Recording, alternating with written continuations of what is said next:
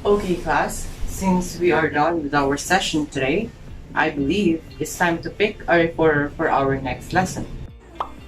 Yes, Mr. Philip. Good. So the reporter will be Winifred. I beg your pardon? The next lesson is about deposition. I know it's not romantic, but I know you can do it. But sir, I think I'm not capable.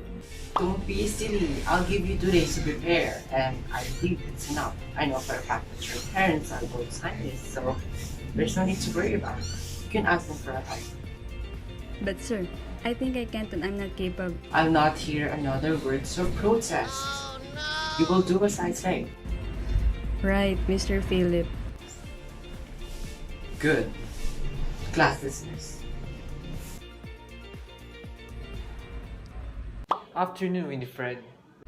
Yes, I'm aware. It's the afternoon. May I beg your pardon? What does it even mean? Oh, you can say hi, hello, or how's your day? Good or bad? Well, I am. Have you got a chance to talk with your friends? I saw them every day, so obviously I did.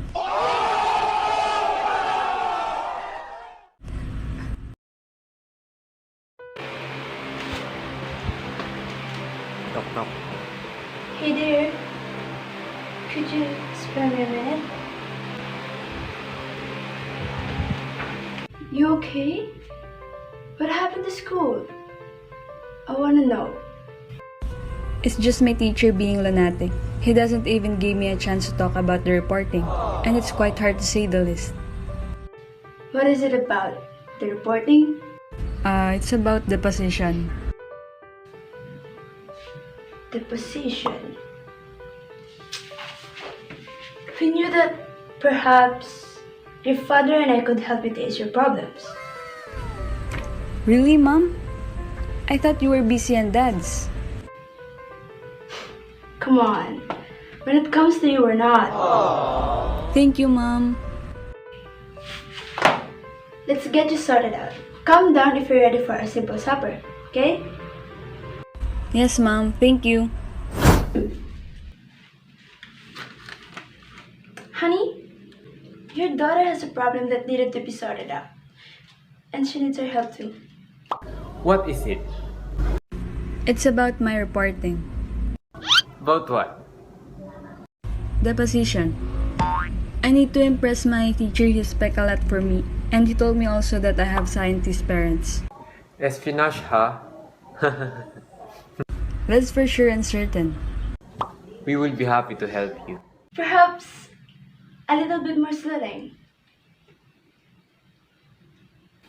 What a splendid idea. Be ready for our journey tomorrow. Tomorrow. Hey, are you guys ready? Where's my snow globe? Oh, it's here.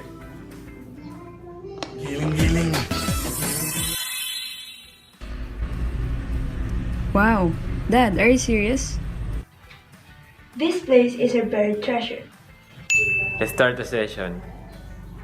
Be sure to take down notes. Yes, I will. When we talk about deposition, it is the geological process where material is added to a land or a landform. This can happen in so many places such as beach or river. Beach? How cool. In some parts of the shoreline, build up and grow out, whereas other parts of the shoreline erode and fall into the sea. But honey, remember, if the deposition happens, the forces which transport sediments are weaker than the forces of particle weight and friction.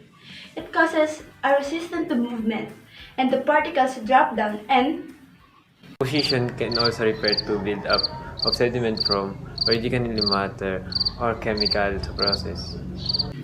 now let's talk about sedimentary environment. Oh wait, I'm still writing those information. It's very helpful. A few minutes later. Okay, I'm ready, Mom and Dad. Are you quite sure? Because we're going to geology class to talk about sedimentary environment. I would love that. Giling, giling. Giling, giling. Welcome to Geology Classroom. Gosh, it gave me such a thrill. So, right now, we're going to talk about sedimentary environment. Some of these environments are glacial, mountain stream, mountain front, desert, lake, river, delta, beach, and shallow marine. Shallow water, carbonate, and... Oh gosh, I forgot the other one. It's deep marine. Wait. First, station environment. It's depend as those where ice is a major transport process. Liquid water and wind can also transport sediment in the environments. Most of the world glacial ice is found in Antarctica and Greenland. It can also found nearly every continent, even Africa. Mountain front environment. When a stream enters the flat area at the base of a mountain, it loses its energy and decreases in velocity. This results in a landform called alluvial fan, which is primarily composed of sand to boulderized sediments. Desert environment is characterized by poor vegetation, resulting in greater erosion by wind and water. Low rainfall leading to greater desiccation and evaporating and highly sporadic sedimentation. And water input from outside the desert producing local fishes associations. Lake or lacustrine environment. Lakes are very important terrestrial depositional environment. About 60% of lakes are freshwater. The rest are saline. Okay, this has gone along now. But let's continue. The next one is the delta environment. It's the interface between the stream and marine environments. Delta deposits prograde or advance their edges into the oceans. The next one we have beach environment. Beaches are wall-deposited accumulations of sediments located at the shoreline. We're almost done. Shallow marine environment. It refers to the area between the shore and deeper waters such as a reef wall or shelf break. It is characterized by oceanic geologic and biological conditions. Shallow water carbonate environment. It is different sub-environments such as tidal flats, delta, barrier, islands, lagoons, and reefs may exist, and that sediment accumulation, immersion, erosion, and subtidal land deposition can occur simultaneously. The last one, we have deep marine environment. The deep ocean is the world's largest depositional environment encompassing all of the ocean below the continental shelf and slope environments. That's it. Easy, right? Honey, did you write all of the informations? Yes, Mother. It's incredible. Now, I have the courage to face my fears and do my job. Without your help, I can't bear it. Thank you, I learned a lot. Good morning, everyone. Today is the day that Miss Winifred will enhance our understanding about deposition. Prepare yourself because at this very minute, you're gonna start. Yes, Mr. Philip. A few minutes later. Show us what you've got. Good morning, everyone. Good morning. It is my pleasure to share to all of you what I have learned about deposition. Let's start. Deposition is the process in which sediments settle out of the transporting medium. Additionally, glacier melts. Rocks are deposited on the ground. The velocity of water or wind decreases, as well as grains are also deposited. Bed is called when the materials formed by layer are laid down. Sorting is a distribution of grain size in a layer. Moreover, if the beds consist only one of two similar grain size, it is well sorted. If the grain size consists of a mixture of very fine and very coarse grains, it exhibits poor sorting. Classed called as the larger sediments. Matrix refer to the surrounding of fine-grained sediments. Sedimentary environment is where the area of sediments are deposited. Some of these environments are the following. Glacial environment refer to areas where glacier and ice sheets are found, usually in high-altitude mountains and in polar regions. In addition, a pile of sediments ranging from clay to boulder size and mixed together is called glacial till. Mountain stream environment. Turbulent streams can carry larger sediments like boulders and cobbles during flood, forming thick gravel and boulder layers. Also, conglomerates form in this environment. Mountain front environment. Streams enter the flat area at the base of mountain.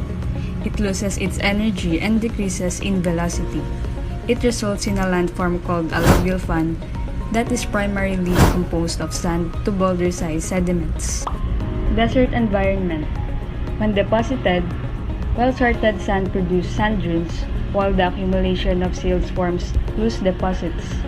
Sediments from solutions called evaporites are also formed when temporary lakes in the desert dry up. Lake or lacustrine environment. A lake is a quiet environment. Streams carrying sediments deposit coarse sediments on lake margin. Only silt and clay are deposited from suspension in deeper parts of the lake. Shale can form in this environment. River or fluvial environment. The coarser sediments tumble along the riverbed while the finer ones move along in suspension. Mud is deposited on the floodplain after flood events. Pebbles and sand are deposited on the inner bend of Minder. Beds of sand and pebble from lenses, alternating with silt and mud layers. Delta environment. When a river enters the sea, it empties its load in a delta, which extends to the shallow coastal area. Mud is also found in the swamps. Beach environment. Tidal currents transport sand along the coastline. The waves winnow out the finer sediments, leaving only well-sorted and well-rounded sand grains that form ripples. Shallow marine environment. It forms well-sorted and well-rounded silt and mud layers inhabited by various organisms like worms and mollusks. Shallow water carbonate environment. The supply of sediments is limited. Coral reefs develop where the water is fairly warm, clear, and full of nutrients. Most of the sediments are derived from the shell and coral fragments called carbonate sediments. Limestone can be formed. Deep marine environment. Submarine canyons generate submarine landslide, which create sediments of varying sizes. Turbidity currents carry the finer sediment components, sand to clay, to a submarine fan where turbidite deposit sequence is formed. Chalk is formed from very fine calcite shells, while chert is derived from siliceous shells. The layers of sediments accumulate in the different depositional environments. Previously deposited sediments underneath are buried. Sedimentary environment also sinks slowly to accommodate more sediment. Dissolved chemicals in the water occupying the pore spaces in between the grains precipitate, which form new minerals called cement. Some minerals are also crystallized. The changes sediments undergo lithification when those changes occur and become sedimentary rocks. Galing, grabe naman yun, napakadaling magpaliwanag. Idol. Afternoon, Winifred. How's your day? Great, very happy. So, how's the reporting? It went well, thank God. Oh my god! Congratulations!